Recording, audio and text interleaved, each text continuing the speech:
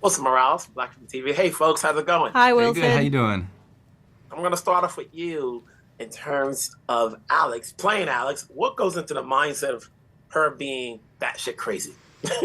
Well, honestly, I think that's not my job to see her as batshit crazy. Alex is not batshit crazy in her own mind, and in her mind, the decisions that she's making and the choices that she makes and the actions that she moves forward with are the right actions in her mind. These are the steps that she believes she needs to take to get to her happy ending. And so it's finding compassion for her as opposed to labeling her as crazy. Mhm. And in playing Dan, Joshua, why do you think Dan goes to, he's been good for a while and then he has a misstep and then he just can't get out of it. And this is a little bit more than what we saw obviously in the original film because now we have episodes where we can layer it out. Right. What's your take on it? I mean, I think Dan, when we first meet Dan, he's the type of guy who had a plan, right? He's one of those guys who's like very focused on a very specific version of himself that he thinks that if he does all the right things, he's going to get.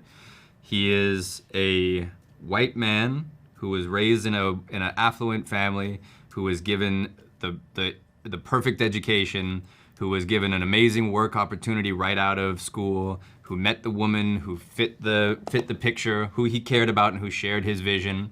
He has a beautiful child. He's well respected inside of it. Like the world is set up for him to be as easy and frictionless as possible. And so I don't think Dan knows who he is without all of those things. And so the second that he doesn't get exactly what he wants, you used a great word for this earlier, he throws a tantrum. He doesn't know how to be the guy who doesn't get exactly what he thinks he's owed. And the way that he throws that tantrum is to reach out for somebody who A, flatters him, right? Who makes him feel like the man, but also B, is outside of his life and represents like the most dangerous thing that he can possibly do to the image that he has of himself and that other people have of him. And then he does a thing that I think is really human, right? When you make a big mistake, it's so hard to step up and admit that big mistake and not just be like, well, maybe I could get away with it if I just did this thing over here or if I just tiptoed around it. And of course, that just makes the mistake bigger and bigger and bigger, right? And so I think Dan does, we can sit back and be like, man, that's stupid. Just stop. Like, get off the train here. Like, you got to stop. But I also think that as people, we can recognize how easy it is to like tell the lie and then the lie that supports the lie, and then you create the tangled web, and he has to then deal with all the consequences that come after that. Lizzie, you obviously gave an explanation as far as why Alex is why she is. Is there any humanity to her in terms of we, the audience, siding with her for a bit? I hope so. As Honestly, I mean, that was the intention. There are plenty of people that struggle with mental illness. And I do believe that if somebody, in my mind, Alex has the brain chemistry that loaded the gun, and then her upbringing and her relationship with her father pulled the trigger.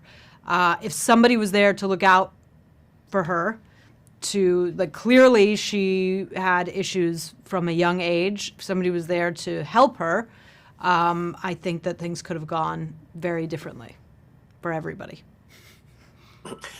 when you're working with Silver, and obviously each of you have done films and series, what are you getting as actors, skill set wise, you can pick up from Silver's direction that maybe you can take on to whatever projects you do next? We love Silver. Yeah. It felt like Yeah. a very safe little bubble with Silver and Josh and I for the first. We shot all three of the first three episodes together in one block, and I mean it was The a third dream. chair in this interview should be Silver, honestly, Definitely. because I don't know about like taking skill sets, but I will say we were a three-legged stool through this initial section, and she created the box for us to be able to play in, but also the sense of like safety and supervision, I guess, right? Like, hey, don't worry, I got you. You can go all the way there, and I got you. You're safe inside of this space. And she's also just very collaborative and excited and extremely hardworking. So yeah, she's wonderful. Yeah, we love her. Yeah. Job well done. Congrats on the roles. Congrats on the series. I'm sure I'll talk to you again sometime. Take care. Thank you. Have a good one. Wilson Morales, Black Women TV. Hello, folks. How's it going? Hi, Wilson. Hi. Coming into this, obviously, when they say reimagination, it's 15 years later. For anybody who saw the old film, we're definitely not getting that here. So coming into this, the characters that each of you play definitely have more layers than what people may think. What would you do? What did they want you to bring into the character? Amanda?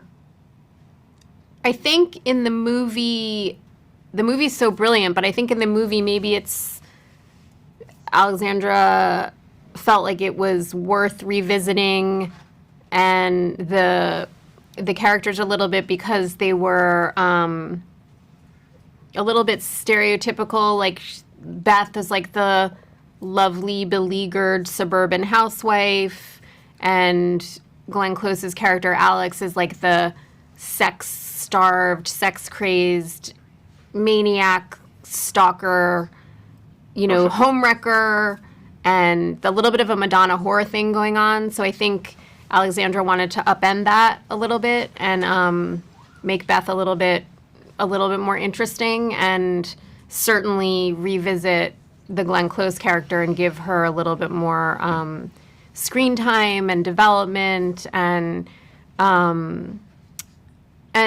show her perspective more. Like when in 1987 we're always with the middle-aged white man and what has been done to him. And so I think Alexandra wanted to start over from a different perspective. And Alyssa, obviously, Ellen is a whole brand new character that we're seeing evolve here, in two different time periods. Coming into this, you like to think people saw the original film, but then they, whether they saw it back then before they became an actor or during the time they became an actor, and now when they're doing it, did you have to go revisit it, even though it has nothing to do with what your character's all about here? Yeah. Oh, yeah. No, I mean, Ellen in the original movie is just, she's a wee babe, and she's kind of cast aside a little bit, and like that was my thought, because I didn't see the movie until like after we had wrapped, because I didn't really. She had to be born first. I had to be birthed, and then I saw the movie right after. Just right out of the womb. We're like, so hilarious. Whoa. And obviously here with this one, with the different time periods, we're getting different. Yeah. We're definitely getting a mystery here, because now, you like to think, having done this over the years and watched enough movies and mystery, you like to think, okay, she did it, he did it, like we're gonna get that towards the end and so forth. How did you want to play it out? Or actually, before I even get there, each of you have done different shares of work, but when you're working with Silver and her direction, and Amanda, we don't see you so often on screen. Actually, we saw it not that long ago. What are you still learning as an actress as you continue to do series? Just really still, I'm going to sound so corny, but just still learning to purely listen and respond. Just listen and respond. Stop trying to orchestrate everything. Stop trying to, don't try to be good. Anne Mira, Ben Stiller's mother, told me many, many, many, many years ago with her smoky voice, as soon as you want to be good, you're dead. And so I feel like I'm still trying that every time I get out there, so to speak. Succeeding. Well, I think the audience is going to get a kick watching it every week to see where it goes. Obviously, they're going to see what they remember, to see if it's any part of it's in the movie, and then they're going to try to figure it out. So congrats on the roles, congrats on the series. Thank you. We'll talk down the road. Thank you so much. Wilson Morales, Black Women TV. Hey guys, how's it going? Hey Wilson, good. Hashtag Wilson crew. Let's go. So coming into this, obviously each of you have had your share of films and TV projects. So being that we have a short period of time, what led you to say yes to taking on this project? And between the three of you, who looks better 15 years later? Brian does. Brian looks the best 15 years later. All right, Brian, you get the first answer. Yeah. Let's hear it. Why'd you decide to do this show? Well, I was fortunate enough to work with Alex and and Kevin before, and the experience there was just, you say when and I'll be there, and it just so happened to be once again something that was really enticing and enjoyable to be part of, and something to bite into, and for all of us actually, Yeah. Toby? It was a great role, and it was really well written. I think, like Brian said, Alexandra and Kevin did a really great job of layering these characters, and I like that. Unlike his character who sees things a little black and white, I like my character, knowing the subtle tones of a human and seeing the grayness in it, and seeing the moral compromise. Oh, really? And Reno, Really? you're no stranger to playing law enforcement. See, even Wilson knows. Yeah, I know. It's like a joke within my family and friend circles how many police officers I've played. But I think as far as this project, there's the name recognition that makes you perk up and you go, oh. You go, really? Then you open the script and you're like, oh, hold on now. Okay, you guys took this idea and created this whole Really world blew it up. around it. And then I met with Alex and Kevin. I was like, bro, yeah, let's go. Let's do it. I don't care. That's the cool thing when you say reimagination, because then you can play with it, because then we're not getting a replica of what people remember. Correct. Obviously, as a series, you can expand it. Yeah. And with this series, being that we're talking 2 time periods, who had it easier in the chair when they had to age you? Yes. Was it you, Michael? Easier in the chair? Oh. Who had it easier in the chair when it comes to aging? I think they just put the tiniest bit of gray in my mustache and went, I don't know, this kind of old anyway, go ahead. So Toby looked like this at 20. yeah, pretty much. The problem was that I didn't feel any younger no matter what day it was. I felt old the whole time. And for me, they had to age me so that I could actually look my age. Yeah. So. Yeah, he just looked too young. Yeah, they had to age him up.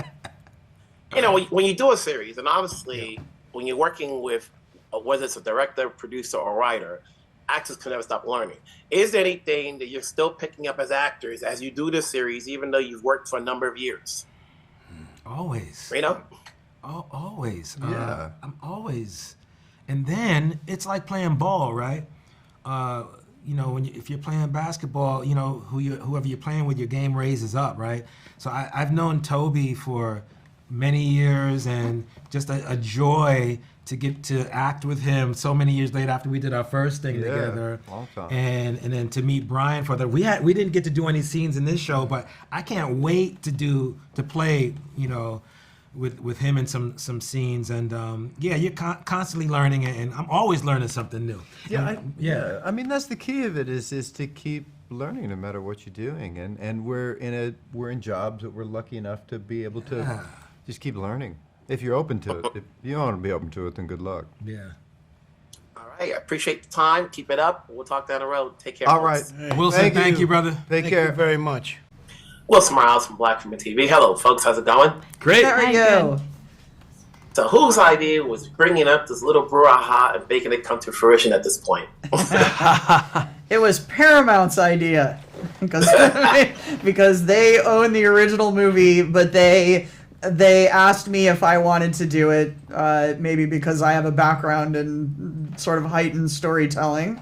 And I didn't want to do it at first because I was scared and intimidated. But then I rewatched the movie and I kind of thought about it, and I realized just how many opportunities there were for deeper dives within the sort of basic iconic, seismically effective original. There's a lot more story to tell. When you think of the word reimagine, it certainly beats reboot, remake, and so forth. And that's enough of a word to go many places here. And then when you're adding in different characters, you're adding in a different lot of layers. For you, Silva, when you're coming in and, directing these episodes, obviously as fans who have seen the original, we're kind of looking for something that we remember, then we're looking for something different. Mm-hmm. How was it for you? It was great. The scripts did so much of the heavy lifting in that regard. And I think we all had fun just appreciating the framework that the film set up, and just knowing sort of what the DNA of Alex and Dan in particular were, and then just letting these actors craft performances that felt like they were, coloring within the lines, but different. And Lizzy and Josh just did such a good job of not sort of obsessing over the delivery of those scenes that we might remember from the original film, and really making them their own. And it was great. Kevin, what was the most important thing that you wanted to bring into this? As far as, when people think of this, even though it is a reimagination, I guess when you're reading the subtext of the plot and you say 15 years later, that takes it away from saying it's a remake. But is there anything else you wanted to come in with this that makes it totally different from what the original film was? Yeah, I think, look, I'm a big fan of the mystery genre, and I thought it would be a great situation for us if we could, in the present, have a reinvestigation of the crime, and see if we could have a situation where we would surprise viewers as to who actually did the murder. That was something that was not involved in the movie, and why we made it our own, I think. Also, Dan is a prosecutor. I have a background as a prosecutor in my former life before I was a writer, and so all of that power and privilege associated with Dan's character, I thought was something that really excited me about our retelling of it. Before we lose time, whose idea was the rabbit scene? At first, when it comes in, we're like, okay, I'm trying to get it out of there. Because we got to throw it in there. Because that's you have to. You're not getting away. You're not getting away without putting the rabbit in your series. But how you put the rabbit in your series is there are a lot of ways to go. But the way that we chose, without spoilers, is mine. Yes. So I'll take the blame. No, it's perfect. And then, obviously, with enough episodes, we try to get into the mind of Alex, because, I like to say, what makes a batshit crazy? And you start exploring this stuff, you're like, oh, this girl's really out there. So how deep did you want to make Alex go as crazy as she can be? I definitely wanted to.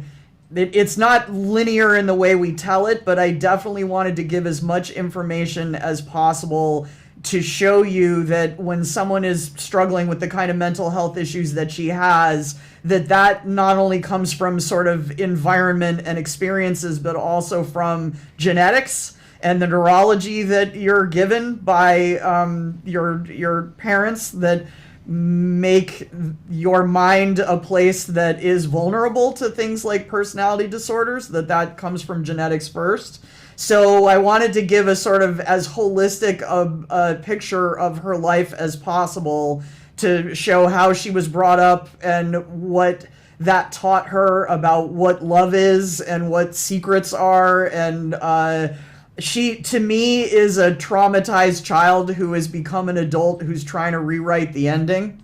That she keeps picking people who are like the people who didn't love her in the past and trying to convince them now in the present that she's worthy of love. And that's not working. So maybe that is why people have come to think of her in the terms that you used. And Silver, obviously when you're directing an episode where they're going back and forth in different time periods, was that ever challenging? It was really fun.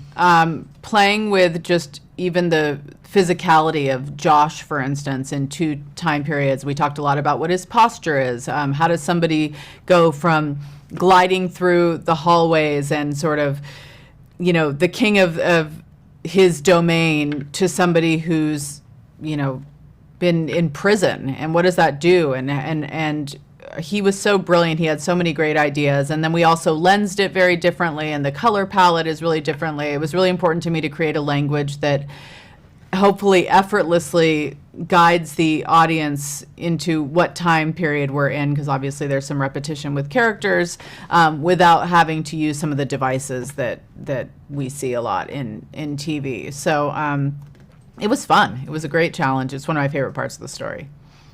Well, I'm sure folks are going to get a kick week after week trying to figure out who's out there. He's really innocent, then who really did. Thanks a lot, folks. Thank you.